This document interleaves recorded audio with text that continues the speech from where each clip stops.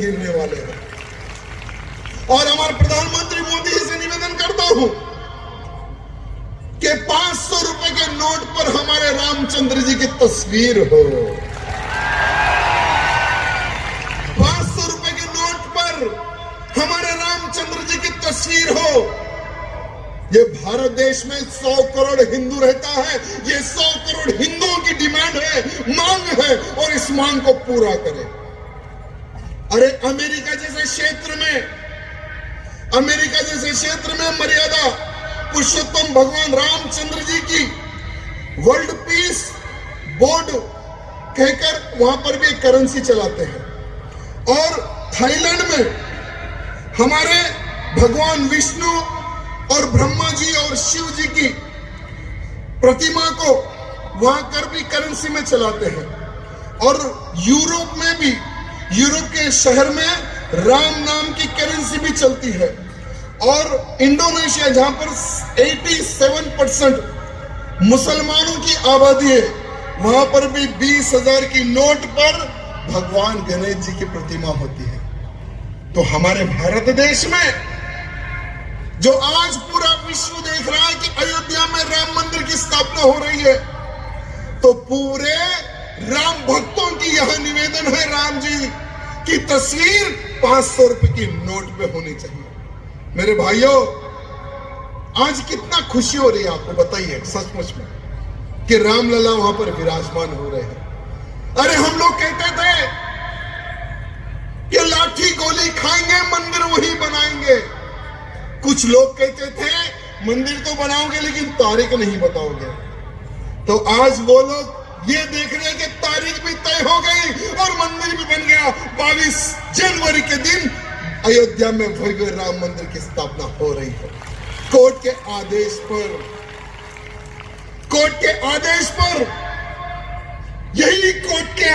पर मथुरा में भी कृष्ण जी का मंदिर बनेगा, कोई रोक नहीं सकेगा।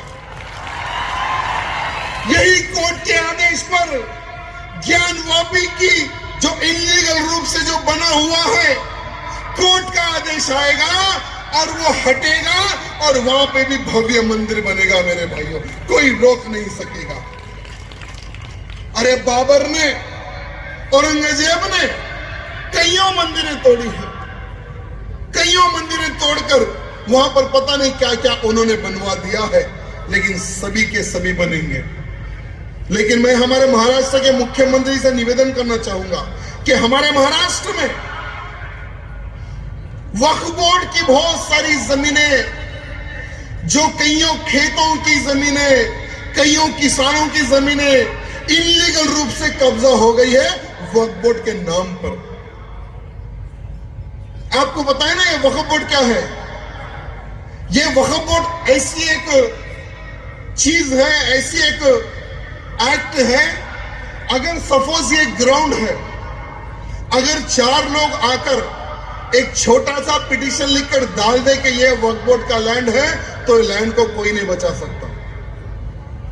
भारत के संविधान में कहीं पर भी ये नहीं लिखा हुआ है कि एक बार वक्फ बोर्ड क्लेम कर दे तो उसको कोई नहीं बचा सकता। उतना स्ट्रॉन्ग वक्फ बोर्ड के कानून को बनाकर चले गए हमारे चिच्चा नेहरू जी। हमारे चिच्चा नेहरू जी को बहुत प्यार था। जब 1947 में भारत और पाकिस्तान अलग हुआ, तो वो समय पर बहुत सारे लोग भारत के 2 टुकड़े करके पाकिस्तान भाग गए।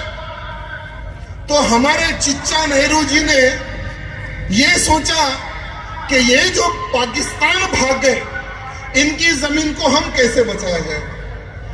तो दुर्भाग्य देखिए, 1954 में जो पाकिस्तान के प्रधानमंत्री लियाकत अली खान से मिलकर एक एक्ट का निर्माण किया गया और उस एक्ट को इंप्लीमेंट किया गया।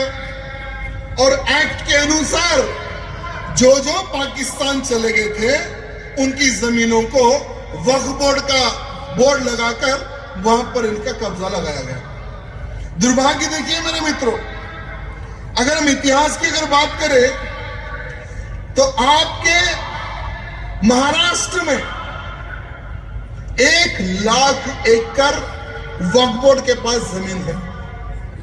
आपके महाराष्ट्र राज्य में 2009 में इनके पास सिर्फ 4 लाख एकड़ जमीन थी और 2009 से लेकर अभी तक इनके पास लगभग 10 लाख एकड़ जमीन हो गई, यानी 6 लाख एकड़ जमीन उन्होंने बढ़ा ली है।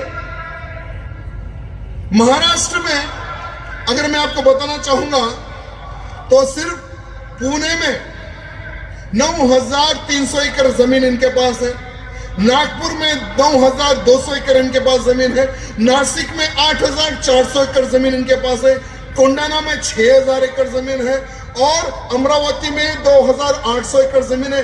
अगर मैं ऐसा इतिहास बताता जाऊं तो हर जगह पर इनके पास वक्फ बोर्ड के नाम पर जमीन कब्जा है। तो हमारे शिंदे जी से निवेदन करता हूं, शिंदे साहब 1 लाख एकड़ जमीन पर आपका कब्जा होना चाहिए और वो 1 लाख जमीन पर या बड़े बड़े हॉस्पिटल बने या बड़े बड़े कॉलेज